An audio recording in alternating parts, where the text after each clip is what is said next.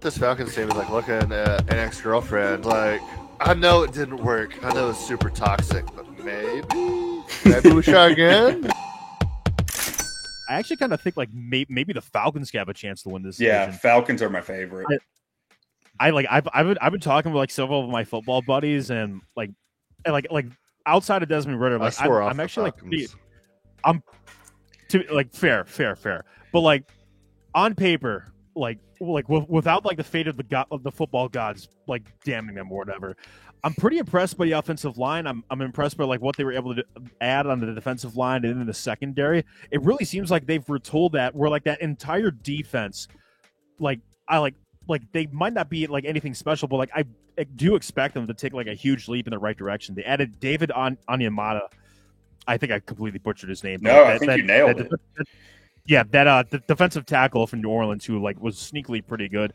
Bud Dupree, like he's a guy that's never really healthy, but when he has been, he's been solid. They have AJ Terrell, which like I personally feel like I was one of the few guys that actually liked his tape before the draft because everyone hated it, and then like his second season he becomes like basically a borderline All-Pro. Then they go out and get Jesse Bates from Cincinnati. He could have a bounce back season in 2023. They get Jeff Okuda. They get Jeffrey Okuda in a trade. I always thought he was pretty solid, like whenever he played. He just had to deal with Matt Patricia early on in his career. Mike Hughes, like not the best, but he's decent enough depth. And they got Richie Grant in there. I really do think they have like enough guys on that defense to like maybe be like a top 15 group. And then the offense, like Kyle Pitts, especially could get a big boost, especially considering he's maybe going to be with a quarterback that isn't as terrible accuracy-wise as Marcus Mariota was last year. He was maybe the worst deep passer I've seen accuracy-wise. It was horrible. I had to swear off the Falcons. They ruined my life. I mean, were you a betting man 20-3? I wasn't, but that was about a year before I started betting on sports. But there's been a lot of Falcons bets laid since then. Yeah, but I would have been all over that Falcons team. I love that Falcons team that year, and I remember my wife was in her senior year of nursing school that year, and she had a final that Monday, I believe, or a big test, something. And we left at halftime, and we were at a buddy's house that was about 35 minutes away from our house. And I remember on the way home, I turned on the radio. And she was like, "Are you going to turn the game on when you get home?" And I was like, "Yeah, probably." I was like, I mean, worst case scenario, like Tom Brady just makes the greatest comeback of all time. And I remember sitting in, like, I'm in my room and she's like sitting right next to me studying. And I was just like cursing everything. Like, are we really about to let this happen? Then the Julian Edelman catch and then everything else. And I was just like fuming. That was straight up. That was dark magic at its finest. I did have squares that year, and going into overtime, I forgot what the numbers were, but I had every possible combination to win going into overtime. So I was cheering for overtime at the end. So once they got it to overtime, and I knew I was going to win the board no matter what, I was much more happy. Yeah, money does that to people. You did leave there with something at least. So I look at this Falcons team. And I start to think Arthur Smith is Mike Vrabel. This team is built like the Titans were for years. Like just monster O-line, bunch of nasty run blockers. And you got like 4 running backs here. You got Bijan, you got Algier, you got if Patterson's a running back. I mean, who knows what Patterson really is anymore. But dual threat, I guess. Yeah. But I mean, Patterson's a football player. Yeah, exactly. That's probably a good description of him.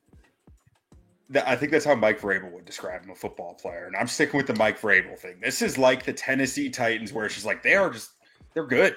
They are just rock solid all around. They got a monster receiver in London and Kyle Pitts, who's essentially a receiver. I think he's going to be used as a receiver more this year. Yeah, I mean, Kyle Pitts is always supposed to be good until he's not. Drake London. He was good. They both were good. No.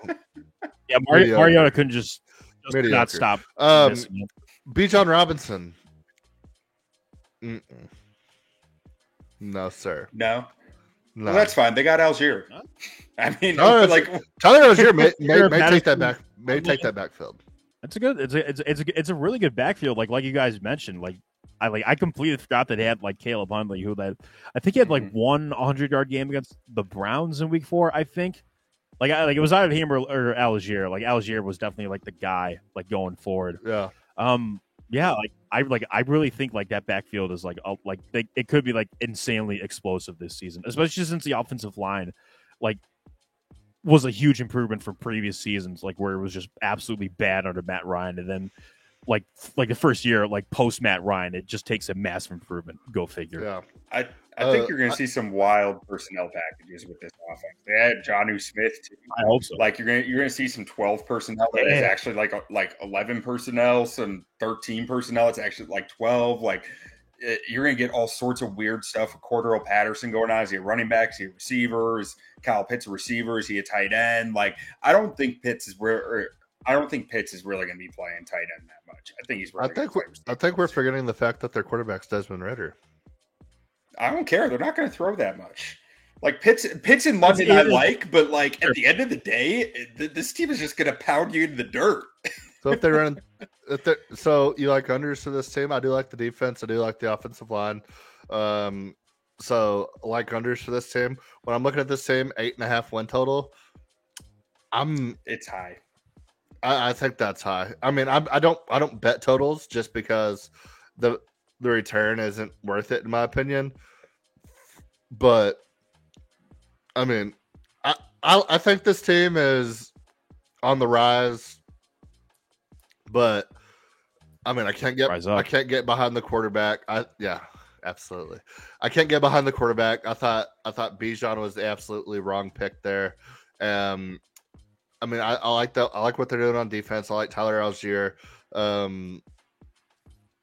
Yeah, I mean, I think they're a couple years away, and I think they're dangerously close to falling into purgatory if they are either really bad or trade everything for a quarterback.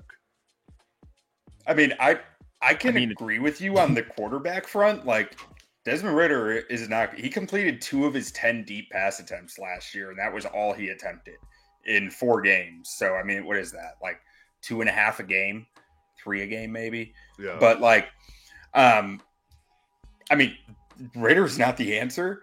But I think this team's going to consistently be a pain in everyone's ass because they can run the ball well, and that defense has talent. So they'll be 6-11. No, I think they'll be 8-9, like 9-8 maybe. I might agree. I might have to like stick with that, like 8-1, 8-9, 9-8. That could be here. Like I just found this out. Like you guys mentioned, like Mike Vrabel, like there was like a comparison between Mike Vrabel and like what this team was doing. His son is actually on this team. I'm not even kidding. That's right. Tyler Vrabel. Yeah, he's on this team. Like I saw Tyler Vrabel. I was like, wait, is he Mike Vrabel's son? So I looked it up. And I forgot. Yes. O-line, I think. That is his actual son. That's crazy. Yeah. I do like the Okudah pickup. I feel like really Okudah kind of got a rough going in Detroit, never really found his footing, and then they went and traded for 2 corners and didn't really need him anymore. Got I think 3rd-round pick out of him, which I thought was a good return for him. But then Atlanta went out and paid on the defense, getting Master Bates. So one thing with Okudah, he was playing really well the first half last year when Detroit was just like running all man defense all the time.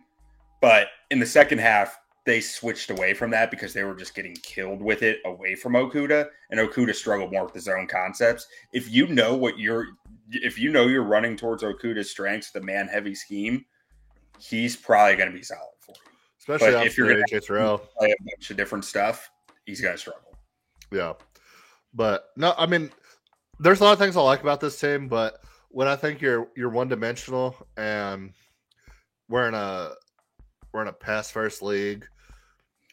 We're in a just stop the pass first by the defense league too. Why do you think they averaged 6 yards a carry last year? But I mean, you look at the division; everybody can run the ball. Can they though? I mean, I think Carolina can run the ball. I think I think the Saints can run the ball. Maybe not the Bucks. Saints? No, not the Bucks. I don't know if I trust the Bucks to run the ball. But I mean, I don't know. I just don't see a recipe for success here. I see a frisky team that's going to be like a thorn in everybody's side. That's just going to be good enough to stay close in a lot of games, not win a whole lot of games. Whenever you're down 4 with 2 minutes left, can you go get a touchdown? I don't know if I can see it here. So I mean, I'm going like I think this is way under. I mean, I see this as a 5-6 win team. I see a team that is constantly competing for the 7th seed. In the hunt graphic all year. Yeah. They're like the last team. There's going to be 2 teams, like 2 NFC South playoff teams. Well, I'm not saying they're going to make it, but they're going to be like 1 game back of the 7th seed all year, and they'll finish the season with like 8 or 9 wins and just miss out on the playoffs. Bad news. Maybe make the bad playoffs news. if they win the division. Just missed the 7th seed. Good news. That's good enough to win the NFC South. Yeah. Yeah, exactly. I mean, a team with a losing record might win the NFC South again for like the 2nd time in the past 10 years. I don't think that's ever happened before, like for any division where like a team like won with like back-to-back losing records. I don't think it's ever happened. Did it happen last year? Like it did. I'm saying like the same division who for won like the division last year. Bucks 8-9.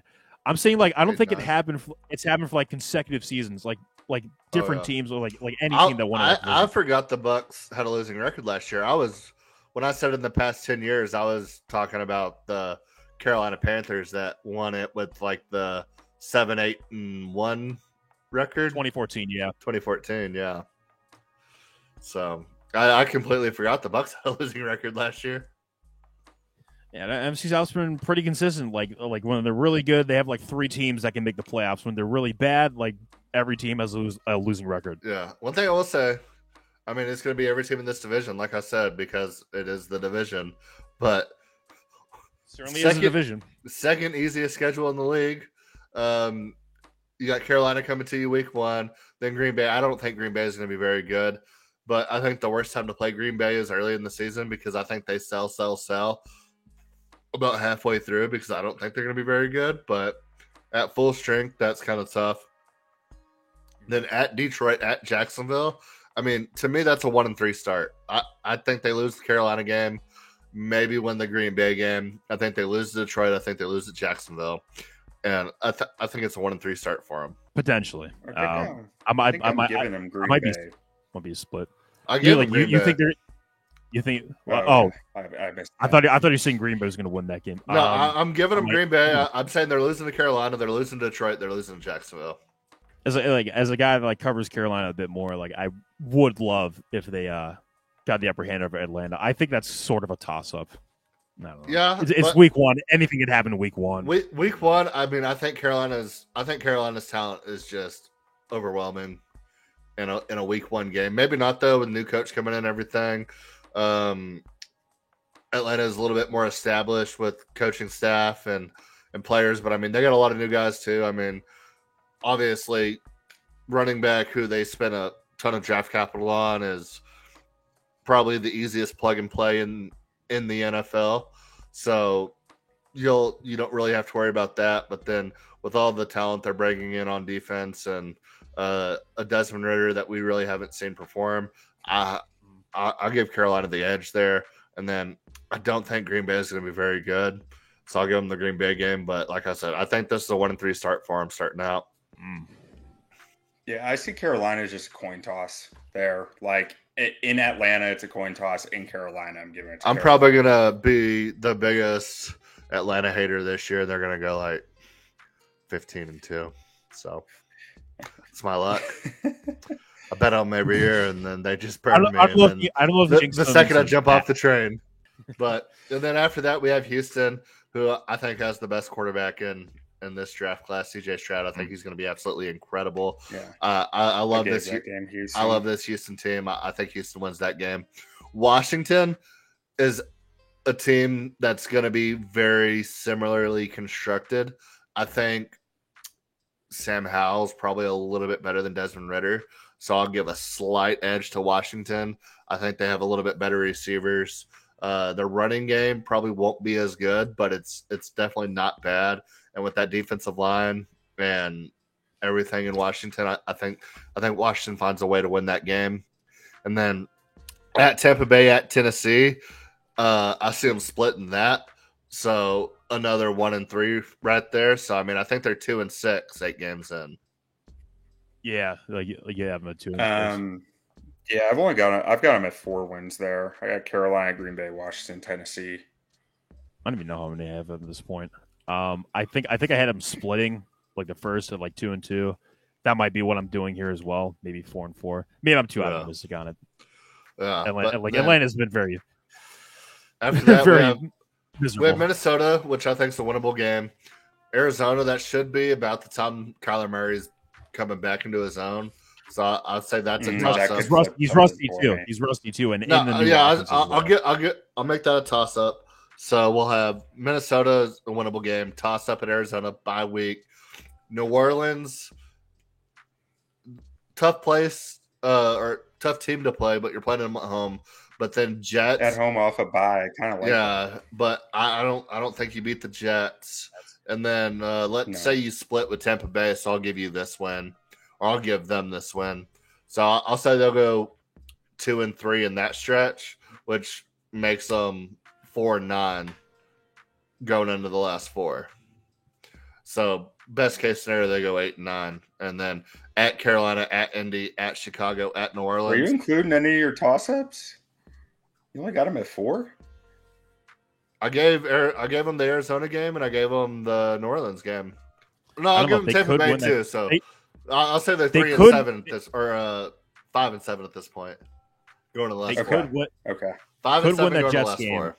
Only reason I have them maybe winning the Jets game is maybe Aaron Rodgers gets sick, and then Zach Wilson has to go in.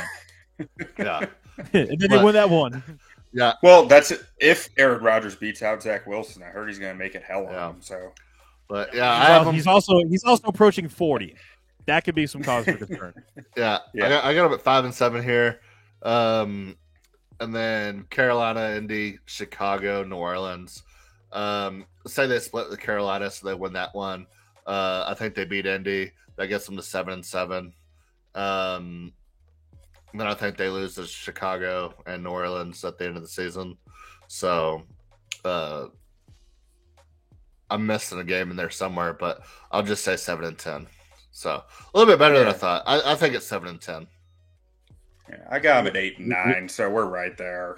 8-9, 8-8, 9-8. I'm not going to stick to like one. I'm just going to decide between like those 3. Yeah, I actually sort of think the Colts could be kind of a sneaky team, especially with like their new offensive coordinator that they pried away from Philly, and like he could run a similar offense.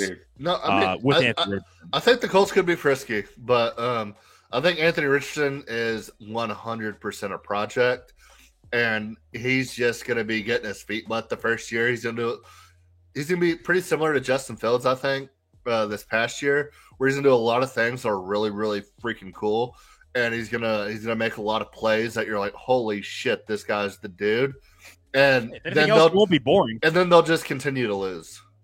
But you'll know you have the guy. They'll lose, but like in a fun way, and like maybe they could look themselves out in like a couple of BS wins. Yeah, like I think that they could be potentially the team that's in the worst case scenario that we've ever seen, where you have a generational talent coming in like Caleb Williams, and then you have a quarterback that just performed extremely well all year in Anthony Richardson, and you have the number 1 overall pick, and it's like, do we trade out of this pick for a guy like Caleb Williams, or do we move on from a guy that we just saw has the potential to like take over this league, but isn't quite there yet? And there's options that it's like it's a great predicament to be in, but it could also, one way or the other, be one of the worst decisions in NFL history, depending on what you do. Yeah, it's very stressful to be question. Caleb Williams is going to be a Ram. Oh, I think so too. Like, I definitely think Caleb Williams will be a Ram, but I'm saying the Colts could be that as well. But Anthony Richardson could also have a season that you're like, he's the guy. He proved that he's the guy, but somehow you fell into a number 1 overall pick with a generational talent at QB coming out. So I do want to say Indy at Atlanta is going to break the single game rushing record for combined rushing yards. I hope it does. That'd be awesome. I don't think so. Jonathan Taylor will go for 230, and then Atlanta won't be able to run the ball. Yeah, you're right. Like, you are a massive Atlanta hater. You have good reason to. I love Atlanta. Cordell Patterson's going for 100. Bijan Robinson's going for 100. Jonathan Taylor's going for 100. Bijan Robinson's going for 100. It's going to be wild. Bijan Robinson's not good. If Bijan Robinson was good, Texas would have been good. Bijan Robinson never once took over a game at Texas. No matter what he did, it was always, Bijan's. You're assuming Bijan's 100 running back yards is about the running back, not the offensive line. You're also assuming that he's one of multiple running backs to go for 100 in a game. Yeah, that's because that game's going to be insane. No. Everyone's going to step up a game. Just like 600 combined rushing yards.